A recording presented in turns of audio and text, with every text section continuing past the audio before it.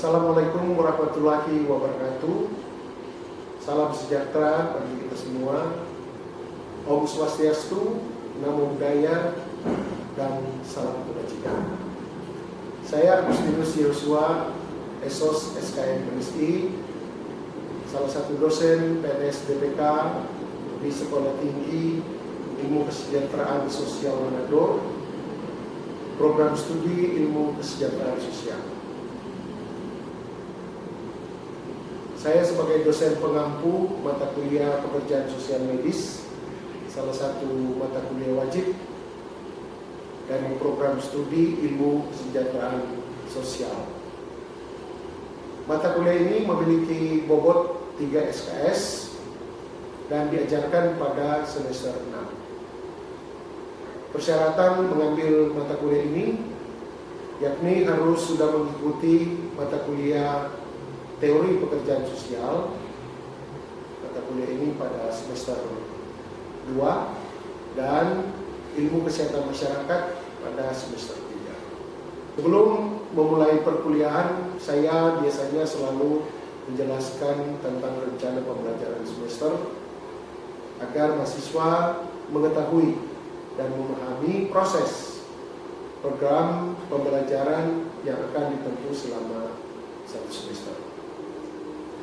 Dan berikut ini akan saya jelaskan tentang rencana pembelajaran semester tersebut, yakni mata kuliah pekerjaan sosial medis. Terdiri dari 5 bagian. Yang pertama tentang capaian pembelajaran atau learning outcomes. Kemudian yang kedua adalah deskripsi singkat tentang mata kuliah pekerjaan sosial medis ini, dan yang ketiga tentang metode pembelajaran, dan keempat materi pembelajaran selama 1 semester, dan yang terakhir yang kelima adalah sistem penilaian. Yang pertama yaitu tentang capaian pembelajaran. Capaian pembelajaran atau learning outcomes terdiri dari 2 bagian, yaitu capaian pembelajaran program studi dan capaian pembelajaran mata kuliah. Yang pertama, capaian pembelajaran dari program studi. Yang pertama, mahasiswa memiliki pengetahuan dan pemahaman mengenai pekerjaan sosial pada setting kesehatan secara umum dan pekerjaan sosial medis di sarana kesehatan. Yang kedua, mahasiswa dapat mengenal perbedaan pekerjaan sosial kesehatan, pekerjaan klinis, dan pekerjaan sosial medis. Dan yang ketiga adalah mahasiswa memiliki keterampilan dan mengaplikasikan keterampilan secara konstruktif dalam praktek pekerjaan sosial di bidang kesehatan. Yang kedua, capaian pembelajaran dari mata kuliah ini. Jadi setelah mahasiswa menyelesaikan mata kuliah ini, mahasiswa akan mampu pertama memahami dan mengaplikasikan teori dan praktek pekerjaan sosial di setting kesehatan, khususnya di sarana kesehatan baik di rumah sakit, puskesmas atau bahkan di rumah. Dan yang kedua yaitu mahasiswa mampu mengaplikasikan keterampilan dan teknik praktek pekerjaan sosial dalam setting pelayanan kesehatan guna menangani kasus-kasus pasien di rumah sakit, puskesmas, pusat pencegahan dan promosi kesehatan, pusat-pusat perawatan penyakit kronis, dan setting pelayanan kesehatan lainnya. Yang kedua, deskripsi singkat tentang mata kuliah ini. Mata kuliah ini membahas tentang teori dan praktik pekerjaan sosial dalam setting pelayanan kesehatan. Mahasiswa diperkenalkan kepada pembahasan konsep dasar pekerjaan sosial medis, sistem pelayanan kesehatan yang mencakup pembangunan kesehatan nasional, masalah kesehatan masyarakat, resiko-resiko masalah kesehatan pada kelompok-kelompok khusus, konsep sehat sakit, perilaku sehat dan sakit, promosi kesehatan. Pembahasan selanjutnya difokuskan pada penyakit dan sakit ditinjau dari dimensi-dimensi seperti dimensi psikososial, ekonomi, dan budaya. Dan kemudian para mahasiswa diperkenalkan kepada sejarah dan kondisi masa kini praktek pekerjaan sosial medis, mencakup pengertian dan ruang lingkup pekerjaan sosial medis, kompetensi pekerjaan sosial medis, kemudian kerangka tujuan profesional praktek pekerjaan sosial medis. Yang berikut adalah metode pembelajaran. Metode perkuliahan ini akan menggabungkan metode kuliah tatap muka dan non tatap muka atau sinkronus, diskusi, penulisan, dan seminar kelas. Berikut tentang materi pembelajaran yang akan dilalui selama satu semester ini, berjumlah 16 kali pertemuan. 2 diantaranya adalah ujian tengah semester dan ujian akhir semester. Materi pembelajaran yang akan menjadi topik-topik pembahasan dalam proses perkuliahan, yang pertama konsep dasar tentang pekerjaan sosial medis. Yang kedua, kebijakan dan program pembangunan kesehatan. Yang ketiga, peranan pekerja sosial dalam bidang kesehatan.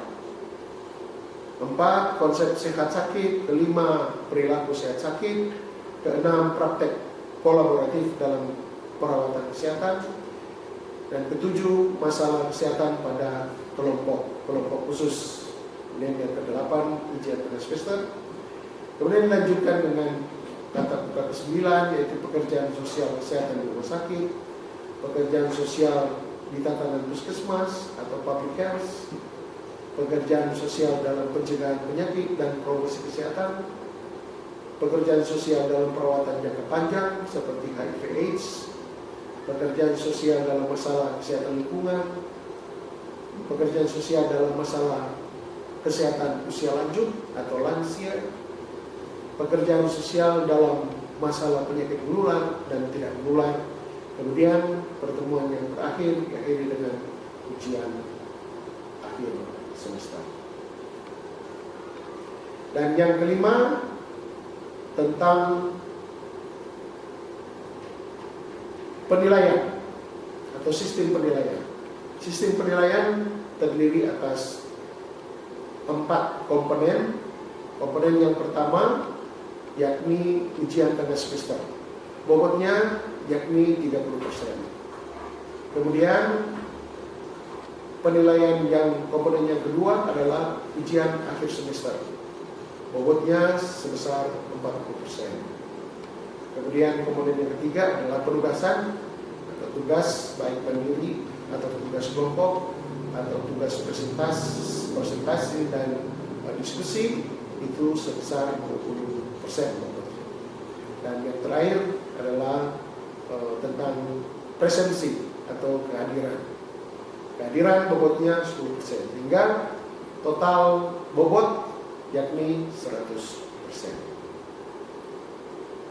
Itu penjelasan tentang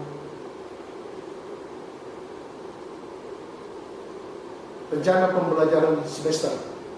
Dan berikut ini adalah rekaman salah satu pokok bahasan dalam perkuliahan secara daring. Baik, kita akan segera mulaikan mengingat waktu. Hari ini kita akan seperti yang saya tulis di WA Group tadi, bahwa hari ini kita akan membahas 2 topik karena kita sudah akan memasuki rencana UAS tanggal 26 sesuai dengan kalender sekolah tinggi. Jadi kita akan membahas malam hari ini 2 topik. Topik yang pertama tentang konsep sehat sakit, dan topik yang kedua adalah perilaku sehat dan sakit. Kenapa kita harus membahas tentang hal ini? Sesuai dengan RPS, rencana pembelajaran semester pada awal perkuliahan, maka kita akan belajar juga tentang konsep sehat sakit dan perilaku sehat sakit. Dimaksudkan untuk bahwa seorang pekerja sosial medis itu harus mengetahui konsep-konsep ini, karena ketika kita akan mengintervensi tugas kita sebagai pekerja sosial medis di masyarakat atau di rumah sakit, ya, karena lahan atau domain Anda sebagai pekerja sosial di bidang kesehatan ada di rumah sakit, tapi juga ada di komunitas atau masyarakat. Nah, oleh karena itu Anda harus mengetahui tentang konsep-konsep sehat, apa itu konsep sehat, apa itu konsep sakit di dalam masyarakat, tapi juga di dunia medis, beserta juga perilaku-perilaku yang timbul akibat dari sakit dan sehat ini. Untuk yang pertama ini kita akan bahas tentang konsep-konsep sehat dan sakit. Saya akan membagikan presentasi ini di sini. Konsep sehat sakit.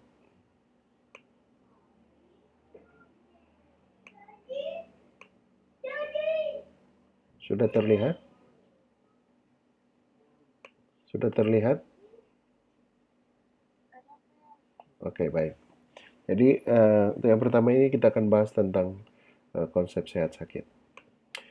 Nah, dalam suatu negara itu ada konsep-konsep pembangunan nasional. Nah, di dalamnya ada pembangunan kesehatan dari sejumlah pembangunan nasional, pembangunan ekonomi, pembangunan sosial, pembangunan di bidang infrastruktur, pembangunan di bidang sosial, kultural. Salah satunya adalah pembangunan nasional itu yaitu pembangunan kesehatan. Nah, pembangunan kesehatan sesuai dengan arah pembangunan nasional bertujuan untuk supaya tercapainya kesadaran masyarakat dalam rangka untuk menyehatkan masyarakat itu sendiri. Ya, di samping kesadaran juga harus ada kemauan. Walaupun dia sudah sadar, ya, memiliki attitude, sikap untuk kesehatan, tapi juga dia harus mau. Meskipun sudah sadar, tapi kalau dia tidak mau, tidak akan tercapai pembangunan kesehatan itu. Sadar, mau, tapi juga harus mampu. Mampu dari segi apa? Dari segi sosial ekonominya, dari segi perubahan perilakunya, ya, dia harus mampu, ya, dalam meningkatkan derajat kesehatannya sendiri, ya. Nah, oleh karena itu, kenapa tujuan pembangunan nasional atau pembangunan kesehatan ini harus mencapai kesadaran yang penuh, kemauan yang penuh, dan harus mampu untuk melaksanakan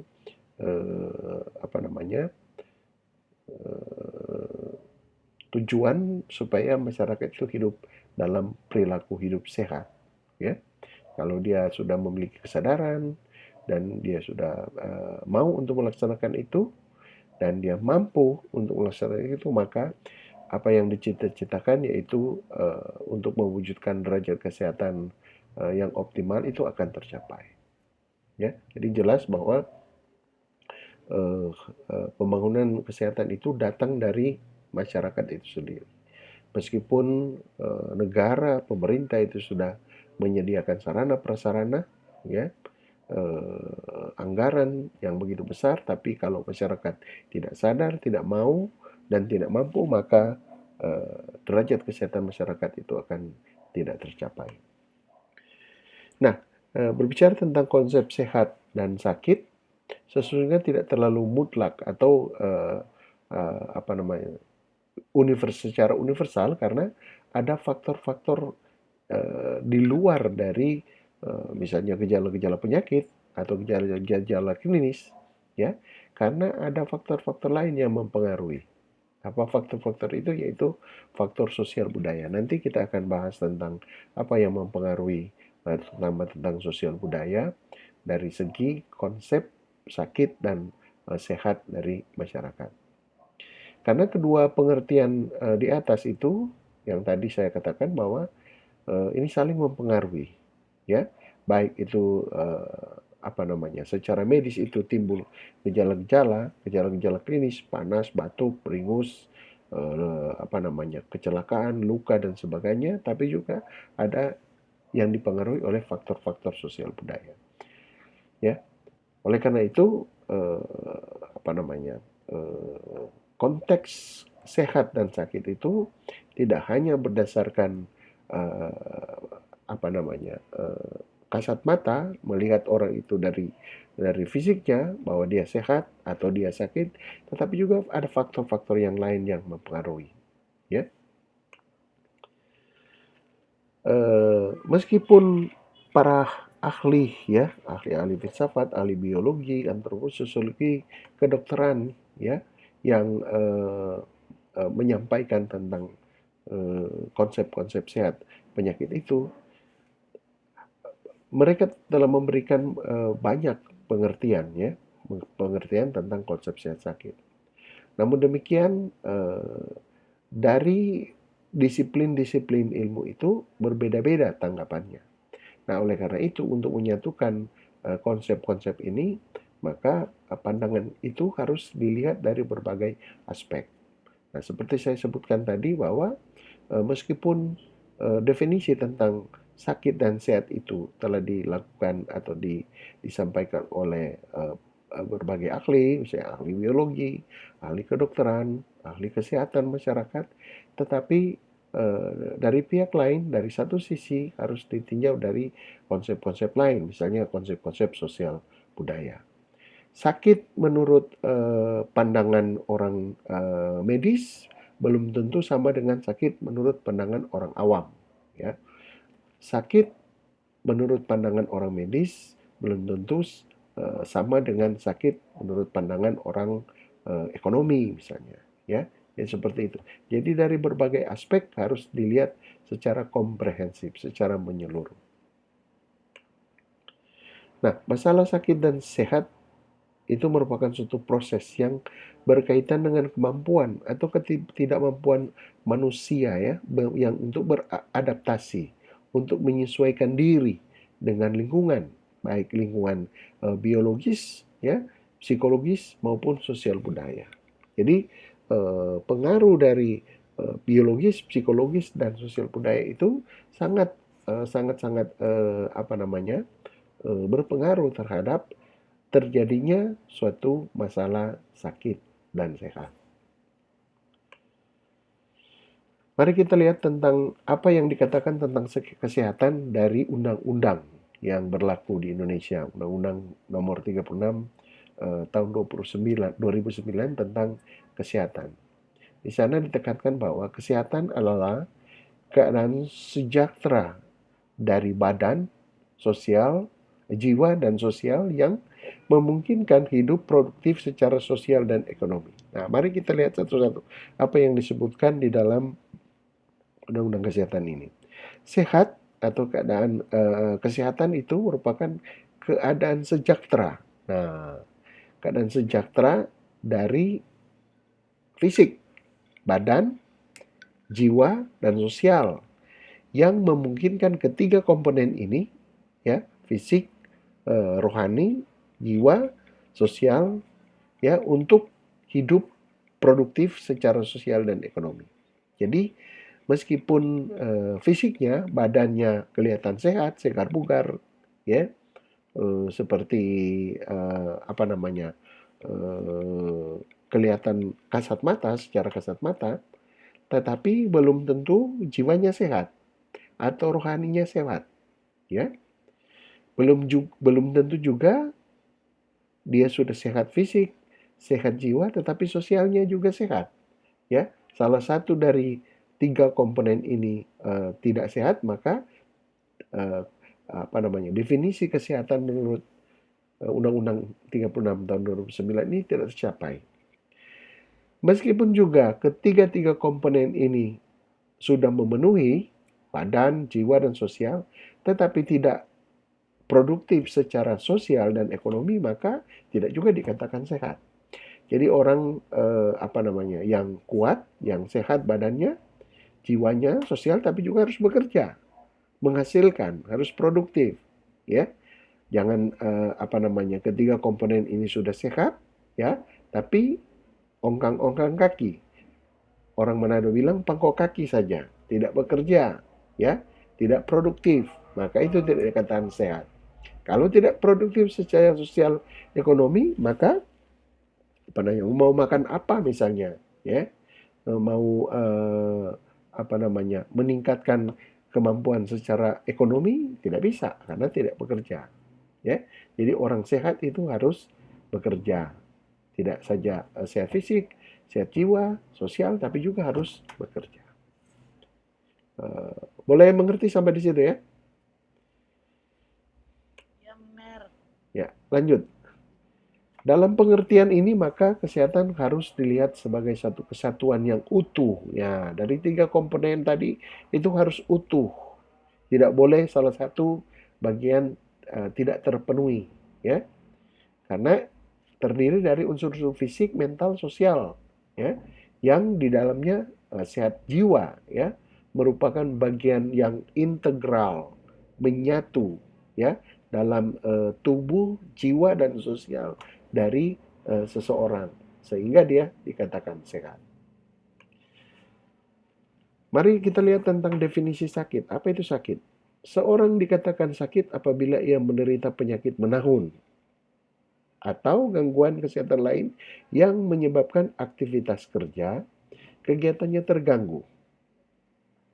Namun demikian, seorang sakit, ya, katakanlah itu istilah sehari-hari, seperti masuk angin, pilek, tetapi bila ia tidak terganggu untuk melaksanakan kegiatannya, maka ia dianggap tidak sakit. Ya, mengerti ya? Di situ. Jadi sakit itu dikatakan bahwa terganggu dari segi aktivitasnya, ya. Ketika dia masih melaksanakan aktivitas meskipun ada pilek, batuk, ya, tapi dia masih melaksanakan aktivitas, maka orang akan mengatakan dia tidak sakit. Orang menganggap itu tidak sakit. Apalagi ditinjau dari segi aspek-aspek yang saya sebutkan tadi, aspek ekonomi, aspek sosial, ya, aspek budaya, maka ada keadaan-keadaan tertentu yang ditinjau dari aspek-aspek tersebut, bisa saja tidak dikatakan sakit. Kalau orang yang meskipun dia dianggap ada batuk-batuk, pilek, masuk angin, dan sebagainya, tetapi dia masih melaksanakan kegiatan, maka dia tidak dianggap sakit. Lanjut. Nah, sekarang kita lihat apa itu tentang masalah sehat dan sakit. Masalah kesehatan merupakan masalah yang kompleks, ya. Kenapa dia kompleks? Karena ada berbagai kesimpulan atau resultante, ya, atau aspek-aspek yang mempengaruhi sehingga masalah kesehatan ini sangat kompleks, ya. Tidak sesederhana yang kita bayangkan, ya. Karena apa? Masalah yang kompleks ini merupakan resultante atau sekumpulan akibat-akibat yang menyebabkan permasalahan di bidang kesehatan, ya. Misalnya seperti apa yang menyebabkan orang menjadi sakit karena misalnya adalah tingkah laku dari orang itu sendiri. Nah, itu yang disebut dengan buatan manusia. Misalnya akibatnya kalau anak-anak misalnya main hujan misalnya, atau orang dewasa sudah tahu bahwa eh, apa namanya, tidak boleh keluar malam misalnya, ya, jalan-jalan di malam hari dengan misalnya telanjang atau apa, telanjang dada atau naik motor sehingga menyebabkan kecelakaan. Nah, itu karena akibat dari ulah manusia itu sendiri. Kemudian dari segi sosial budaya, misalnya ya, penyakit atau masalah kesehatan itu timbul akibat dari budaya atau sosial yang apa namanya, terjadi di suatu komunitas atau masyarakat tertentu. Misalnya di masyarakat tertentu orang yang suka makan yang enak-enak atau makan banyak lemak, ya, itu akan mengakibatkan penyakit bagi kelompok atau komunitas orang tersebut. Apalagi sudah menyangkut perilaku, ya, perilaku masyarakat yang tidak sehat, perilaku buang air besar misalnya, perilaku cuci tangan, perilaku apa namanya, jorok, ya, mandi misalnya 1 minggu 1 kali misalnya, ya, padahal dianjurkan supaya mandi paling kurang 2 kali sehari misalnya, ya. Dari segi misalnya apa namanya, populasi penduduk, ya, populasi penduduk yang sangat tinggi misalnya akan mengakibatkan eh, apa namanya, terjadinya komunitas-komunitas perkampungan yang kumuh, ya.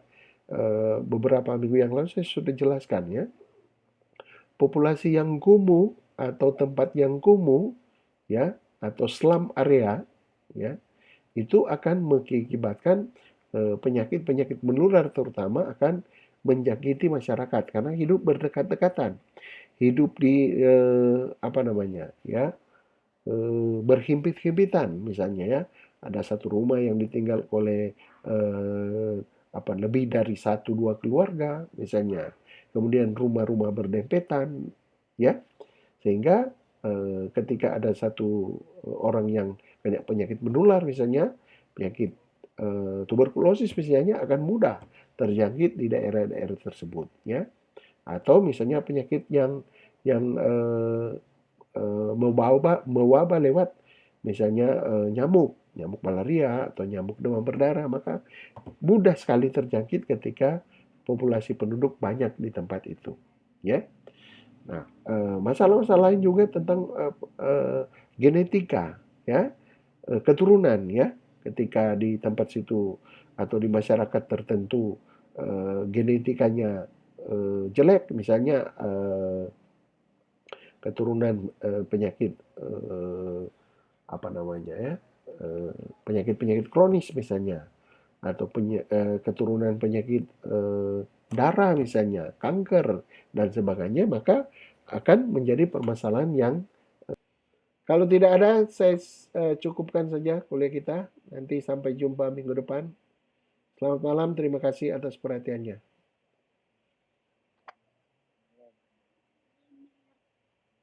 Malam, Ner.